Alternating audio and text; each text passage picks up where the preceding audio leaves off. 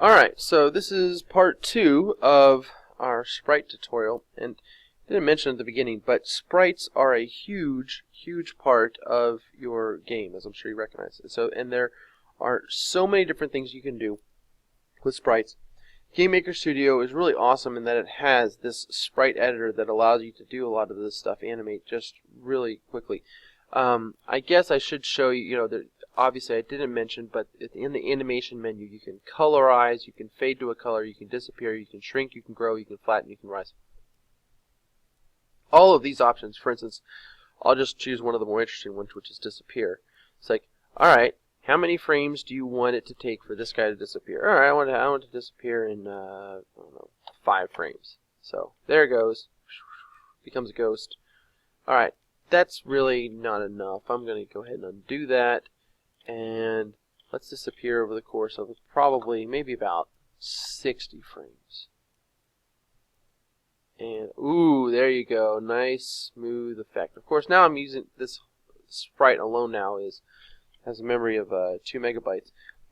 There are other ways that you can actually do all of these animations in code, so that you actually really don't even have to change what's going on. But when you're first starting out, these animation menu options are really awesome. But like I said, later on, anything you do here with the animation, you can do in code as well. And then you have a smaller image file. Of course, then it takes more processing. So it's sort of a give and take sort of a thing. You can flatten it, we can shrink it, all those different options. But what we're interested in right now is editing our sprite, and I'm assuming here that you have no idea how to do this. I'm just using my mouse wheel to zoom in and zoom out. Here you can zoom in even more than a pixel. That's great. Let's see if I can. There we go. Maximize this. If you look down here, you can see the different. It might be hard for you to see, but it'll on the screen there. This says paint with the mouse. Click over here. Spray with the mouse. Erase with the mouse. And then also, as I move around the canvas here, there at the bottom will tell me what the pixel coordinates are. It tells me what my zoom level is. That's 100%. Now 600%. That's great. The actual size and the memory that's required. So if that really becomes an issue for you. So looking up here, you've got your basic file options. You got your copy, cut, paste, zoom in, zoom out, the top, the grid, and the grid settings. The show preview is just this option down here, whether or not you want to show that. Like, of course, we want to show the preview. That's really nice. The transparency background, the transform. A lot of those other options from the sprite editor menu that we saw back there, just here you can shift, you can flip, you can rotate, you can resize the canvas, and as we saw, the really cool one was the stretch and the crop. They were very helpful. And then you can do a lot of the image transformations, I guess, or changes right here. These are all just the same thing. They have them again here on a case-by-case basis. In fact, I'm going to click OK here, and I'm going to maybe add just a very short, let's say, translation. I'll try a rotation sequence. I didn't show you that one. Clockwise, sure. Over the course of 10 frames, move it 360 degrees. Okay. That's fine. Great. Perfect. So I'm going to double click on this. And the whole reason I did that is so that you can see these options right up here, these arrow keys, allow me to very quickly just rotate through each one of those 10 images. And if you look on the top, it says this is 1 of 10, so this is image 1 of 10, 2 of 10, 3 of 10, and so on and so forth. So that way I don't have to say, okay, look at this one. Now I'm going to work on this one. Do all this stuff. Okay, now I'm going to work on this one. Double click on that, zoom in, blah, blah, blah. And you've got it all right here. Just click right here and you can change it between the 2 of them, or the 5 of them, or the 10 of them, or however many you have. Okay. So we saw those menu options up here. These are just the shortcuts. That's fine. You go through the tools, and you already know how every single one of these works. That's great. I have nothing more to teach you. But a lot of my students have no idea what some of these things do. So I'm very quickly going to talk through, or they don't understand what different items do. So here's your basic paint tool. Over here on the right side, you've got your colors. And when I click on with the left mouse button, then I can select any of these colors. So I'm going to select a nice green with my left mouse button. And then I'm going to select with my right mouse button, maybe yellow or whatever. And you can see as I click with my right mouse button, that changes. And so then let's make this very obviously different. There we go. So when I go over here, oh, I'm going to choose the size. Size is the smallest. When I have the left mouse button clicked, I'm painting with the green color. If I click with the right mouse button, I'm painting with this purple type color, blue purplish thing. There we go. So while I'm here, I'll talk about the size. There we go. That's a little bit larger. And same thing for there. And we can go even larger, larger than that, super big, and super size there for your line. And then, of course, I'm going to undo all of that. Then you have the spray. So this is your paint can. Oh, that's just a little too big. Let's go back down in size. There we go. So it's a spray can type thing. I'm spraying this around, not a problem. Now the hardness is set to full. It's 255. If I change that hardness, maybe somewhere in the middle, like 125. As I start to go through here, you can notice it's not as thick on the edge. You say, well, change the size. No, I haven't changed the size. The thing is that it sort of blends in a little bit more here on the edges. So this is the hardness of the edge, so to speak. So if I make this really down right there, almost 0, you can see it's a different size. Well, no, it's actually the same size, but it's just the line is very, very thin. So let's go here. We can see something very hard line, but a very hard edge, very short. Obviously, we go really large, and that's just going to cover everything. And I'll undo that since that's annoying. The other thing that we can change here, and I think we could change it over there even with the pencil tool. Yeah, I'm going to go back to the original paint, draw, pencil, whatever. Over here you can see the opacity and whether or not we're in blend or replace mode. So replace, it would be like your generic method where just whatever I'm drawing with. Oh, looks like I chose the thick stick there. Okay, so I'm just replacing whatever I'm drawing on top of, I'm replacing that color. Okay, right click, there we go. If I go into blend mode, then this opacity really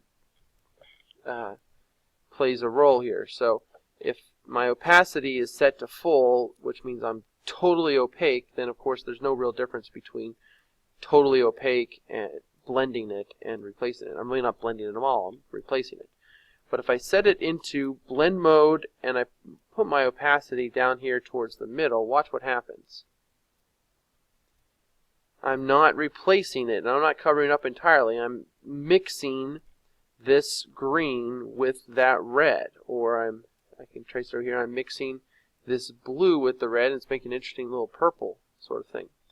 And then, if maybe I say, that's not really enough, I'd like to make that a little bit darker. Well, okay, just trace over it. Now you're blending it, but now you've got 2 parts green, 1 part red, or 2 parts blue, 1 part red. And then if you continue to trace over it back and forth, eventually it's going to look exactly the same as you had up here 2 or 3 times. Just depends on level of opacity. Obviously, if I put the level of opacity really low, and I'm left clicking here, you really can't tell. I'm going to have to go over this a whole bunch. Click, click, click, click, click, click, click, click, click, and eventually it gets there. Click, click, click, click, click, click, about 15 times, and eventually I'll get to where I want it to be. So that's your color mode, whether or not you're in blend or you're replace. And so sometimes if you can obviously change this opacity by single clicking or you can click the little slider there. I like to normally be in replace mode, but if you want to start getting fancy stuff, you want to blend, then you can do the blend here. What is this onion skin business about? I don't know. I'll have to look that up for you, or you can Google that yourself.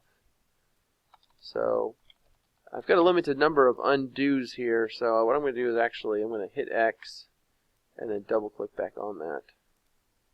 So there's your paint tool, there's your spray tools. You can see you've got the hardness, which is the hardness of the edge of the line. Both of them have the color mode, blend versus replace. Your eraser, you have the size, you have the small eraser. Oh, actually that was the medium size eraser. So this is this, super thin eraser, and obviously you can go through undo.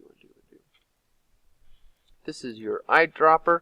Maybe you've downloaded some image and you want to say, okay, I want that color right there. You just find that color and you click on it with your left or your right button. And when I clicked on it with the left button, you can see it has chosen that color here for me. But I don't like that color. That's green.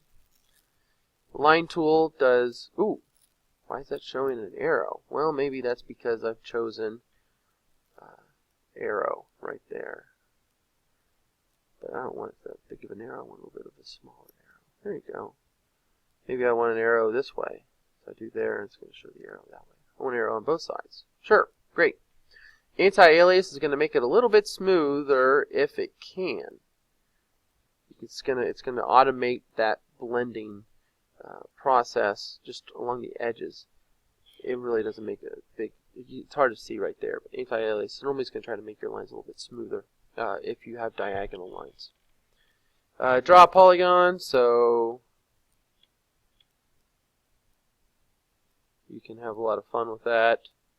Make your polygons, and then with the polygon, and then with your rectangle, your circle, or your ellipse, and your rounded rectangle, you've got the options whether do you want just the what am I doing here? Rounded rectangle. And looks like I'm in blend mode. I'm going to go to replace mode. I don't want anti-alias. So there we go. So you can have just the box, just the outline with the secondary color inside, or the primary color inside. This is your select tool. You can select different parts of it, and once you have it selected, then you can move it around, but once it's there, it's there. And you can't grab it again. I'm just grabbing all this other stuff. So undo. That's your select tool. Your paint tool allows you to, I'm going to left click here. It's going to fill it all in, fill that all in, or if I right click, fill it all in, fill that all in. It's going to fill everything that is same color in that area. This is for, let's see, what did I do? That was the paint tool. This is your change all pixels with the same color. So let me see if I can do something so it'll be a little bit more obvious. I'm going to make a circle there, and a circle there, and a circle there. So I'm going to replace everything that is blue. Let's do something here. I'm going to make that blue, and make that blue, and I'm going to make that blue. So this says change all pixels with the same color. And if I click with the left mouse button right over here, then it's going to change everything on the color that I click. So if I click on the blue here, everything that is blue in the image is going to turn it to whatever the color is on the left that I've chosen. So for instance, if I click left, right there, everything that was blue, I'm going to undo that, turns to green.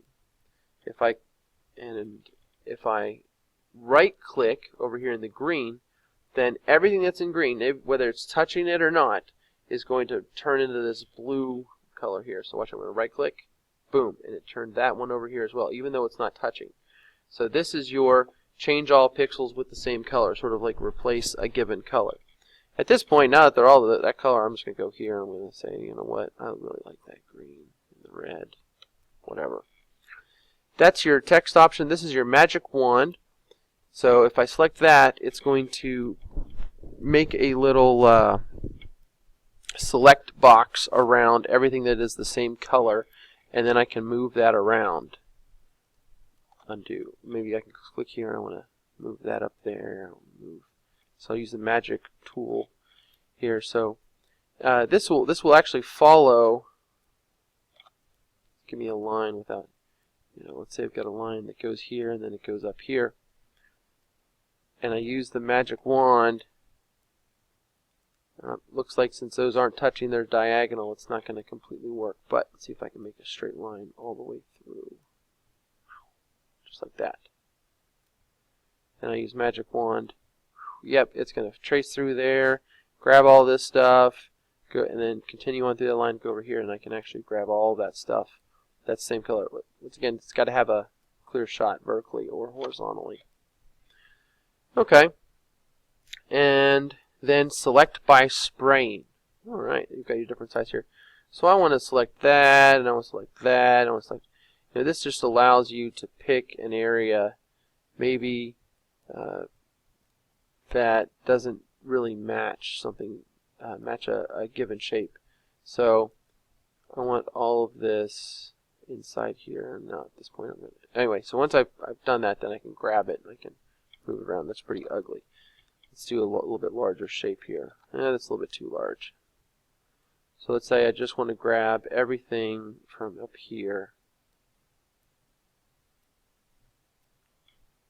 I guess I could have done the circle select, but the rectangle select. But anyway, there you go. I can grab all that and move it around. It's basically it's a select tool. This is select with the rectangle. This is select with the spring. So there you go. Those are all the tools, and you can see over here. Here's your color palette, your blending versus replacing. And then obviously you can switch back and forth between the different frames.